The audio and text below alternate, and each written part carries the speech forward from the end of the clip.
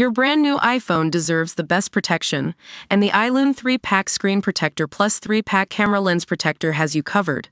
Don't take risks with your iPhone. Click the link in the video description to shop now on Amazon.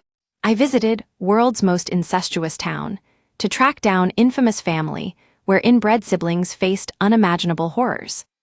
The Colt family name sends shivers down the spines of locals in a remote Australian town, and anyone asking questions faces their wrath. Australian influencer Jamie Zhu found out for himself, after visiting Borawa in New South Wales, to hunt for the world's most inbred family. Within minutes of arriving in the town, which has a population of 1,800, the social media star was chased out by furious locals after being reported to the police. Jamie, who has almost 900,000 subscribers to his YouTube page, told The Sun, "It was a very small town, so it's almost like everyone knows each other. 4 generations of twisted inbreeding went unnoticed for decades until authorities busted the clan's isolated camp in 2012. Unimaginable horrors were uncovered, and the sickening stories of the 38-strong brood's life of incest, neglect, and pedophilia shocked the world.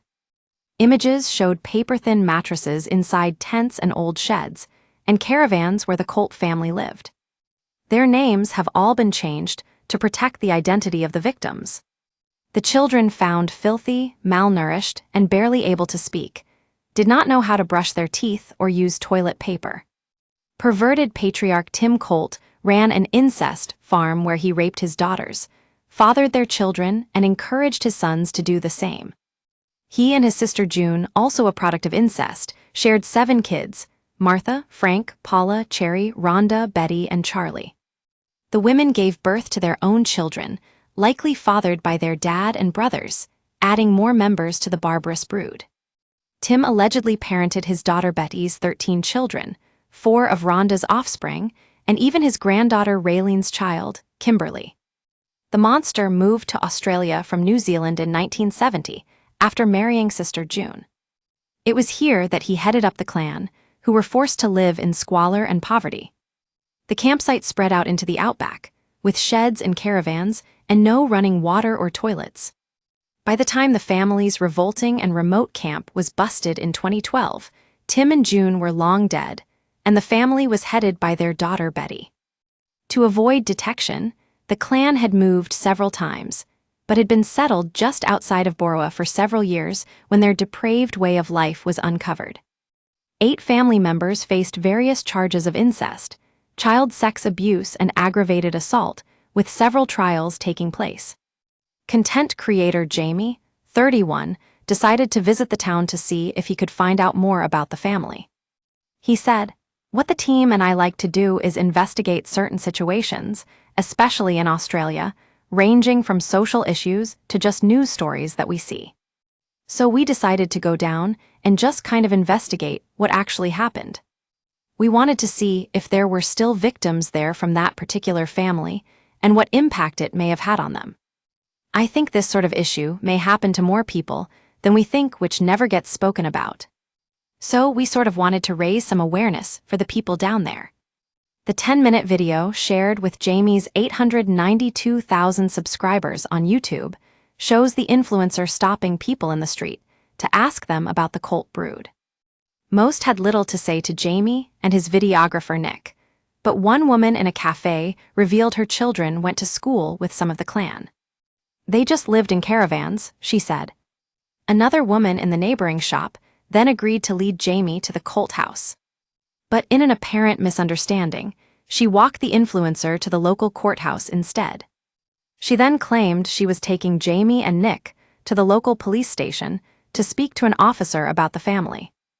Jamie said what happened next was something out of a horror movie, as after more than an hour of waiting outside the station, the woman became incensed.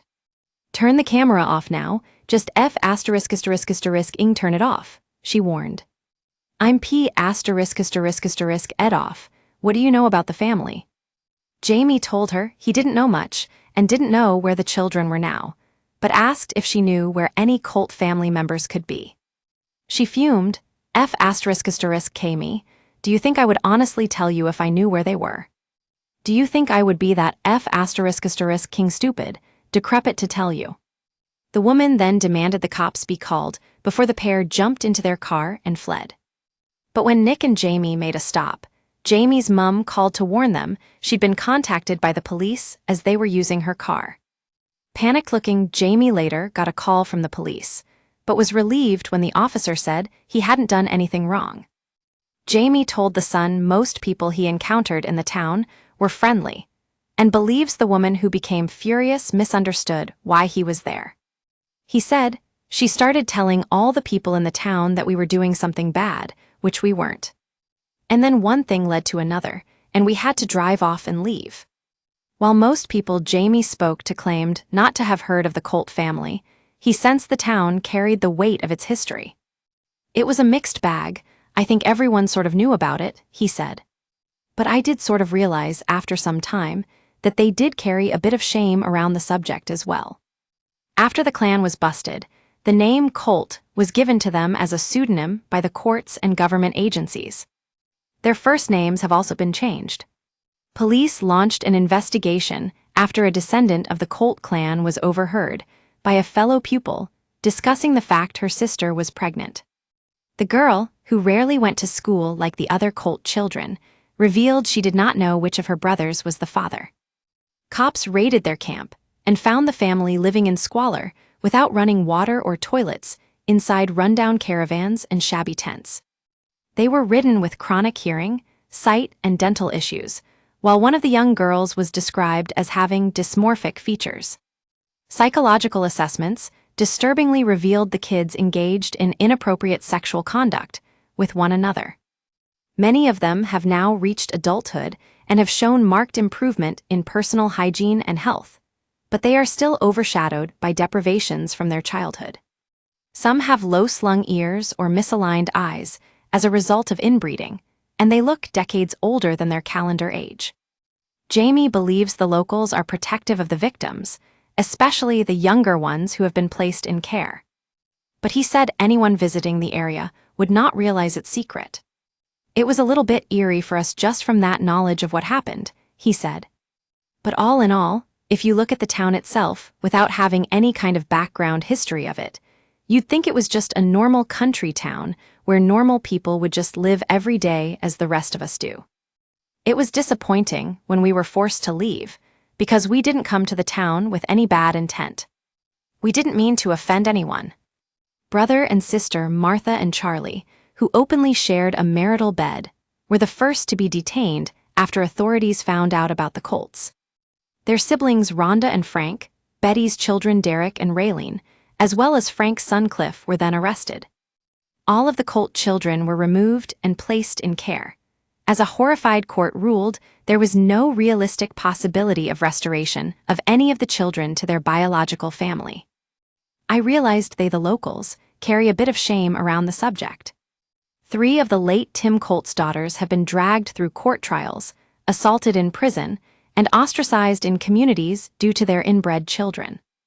In one Colt trial, Tim Colt's son Roderick was found guilty of raping his niece, who was also his half-sister. The victim, Petra, was the biological child of Tim and Betty, and was also attacked by her uncle Frank in the back seat of his car during a visit to the family farm in February 2010, for which he was convicted. Betty was given 14 months in jail after being convicted of 4 counts of perjury, one of lying under oath and perverting the course of justice.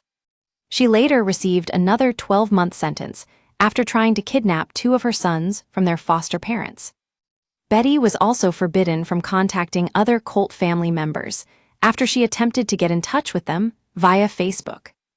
Rhonda received a 14-month intensive corrections order, which expired in August 2021, according to reports. Raylene was sentenced to a 16-month ICO for perjury, while her brother Derek received a maximum of 3 years and 10 months for incest in 2020. Charlie Colt, who originally faced 27 charges, was found not guilty on 2 charges and acquitted, with the balance being withdrawn. Of the original 80 charges originally leveled against 8 Colts, including incest, child sexual abuse, indecency against a child, and perjury, many were dropped. Incest refers to sexual activity between close family members, such as siblings, parents and children, or grandparents and grandchildren.